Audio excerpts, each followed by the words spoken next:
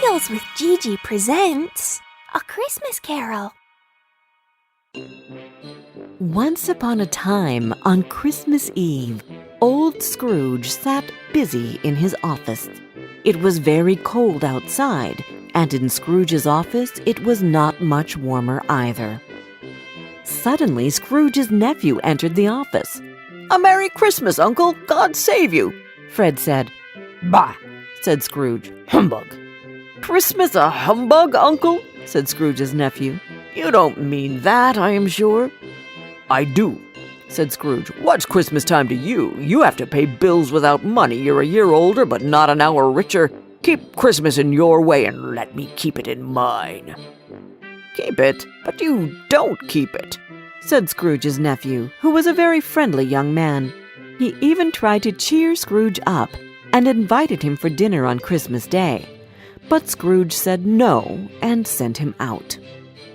When Scrooge's nephew left, two gentlemen came in to collect money for the poor who had no place they could go. Stingy Scrooge, however, didn't give the gentlemen any money. "Are there no prisons? Are there no workhouses?" he asked sarcastically, and told them to leave the office. When it was time to close the office, Scrooge talked to his clerk, Bob Cratchit. "You want all day off tomorrow, don't you?" said Scrooge. "If that is okay, sir," answered the clerk. "It's not okay," said Scrooge, "and it is not fair. After all, I have to pay you for the day, although you don't work. But if it must be, I want you to start work even earlier the following morning." Cratchit promised that he would, and the two went home. Scrooge lived all alone in an old house. The yard was very dark and scary that night, and when Scrooge wanted to unlock the door, he had the feeling that he saw the ghost of his old business partner, Marley, who died a long time ago there. This was rather spooky, but Scrooge was not frightened easily. "Humbug!" he said, opened the door and walked in. He locked himself in, however, which he usually didn't do. But then he felt safe again and sat down before the fire. Suddenly, Scrooge heard a noise deep down below, as if someone was dragging a heavy chain. The noise came nearer and nearer, and then Scrooge saw a ghost coming in right through the heavy door. It was Marley's ghost, and his chains were long. They were made of cash boxes, keys, and heavy purses. "Who are you?" said Scrooge. "In life, I was your partner, Jacob Marley. But why do you come to me now?" "I must wander through the world, and I wear the chains because I was so stingy in life. I only cared about business, but not about the people around me. Now I am here to warn you. You still have a chance, Ebenezer. 3 spirits will come to you.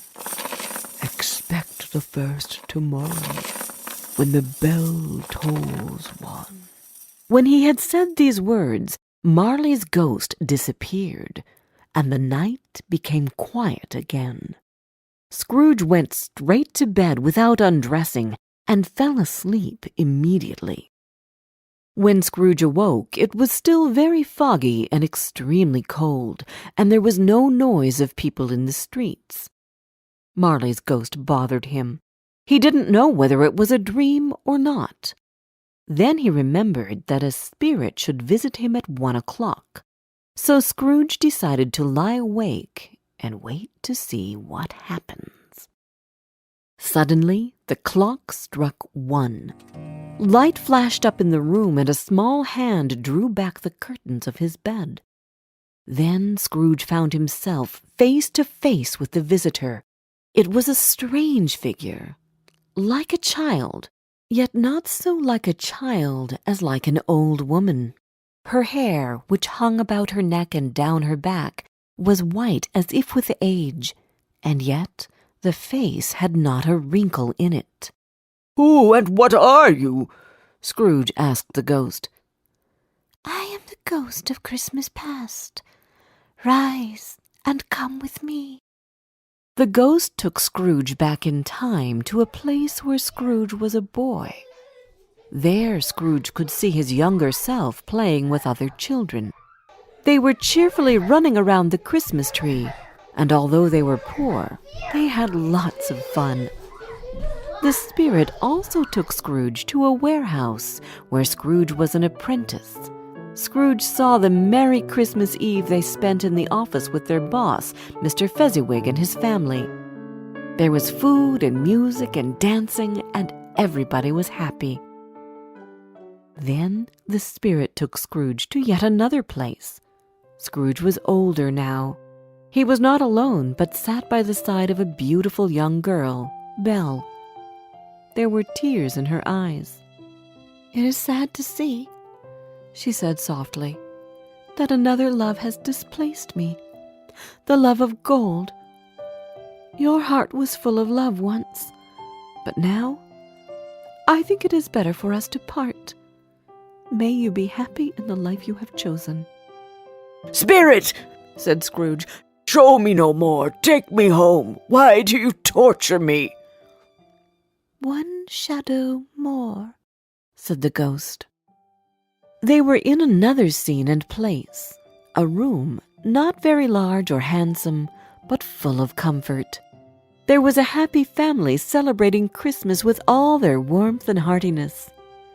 Scrooge recognized Belle, his former girlfriend. She was now married and had children. "Spirit," said Scrooge in a broken voice, "take me back. I cannot bear it any longer." He struggled with the ghost to take him back, and finally Scrooge found himself in his own bed again. He was very exhausted and sank into a heavy sleep.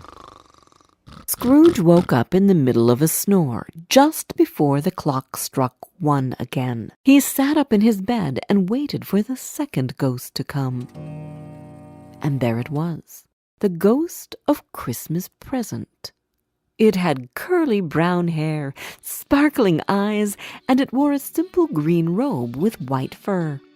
Its feet were bare, and on its head it wore a holly wreath. The ghost took Scrooge to Bob Cratchit's house, a very poor little dwelling.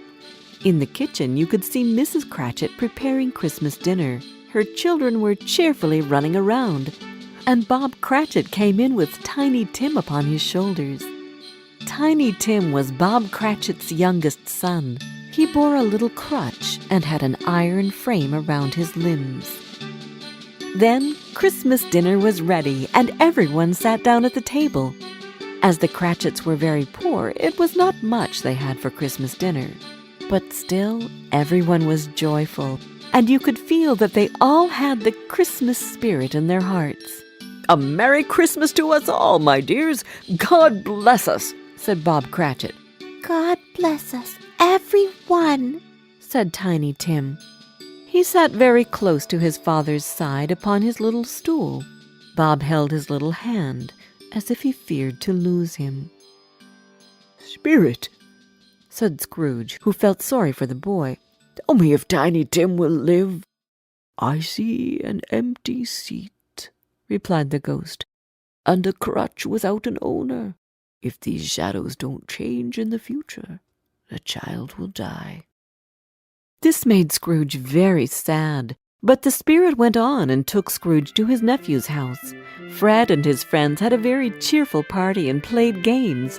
Scrooge really enjoyed their party and wanted to stay for another while. But in a second it all faded, and Scrooge and the spirit were again on their travels.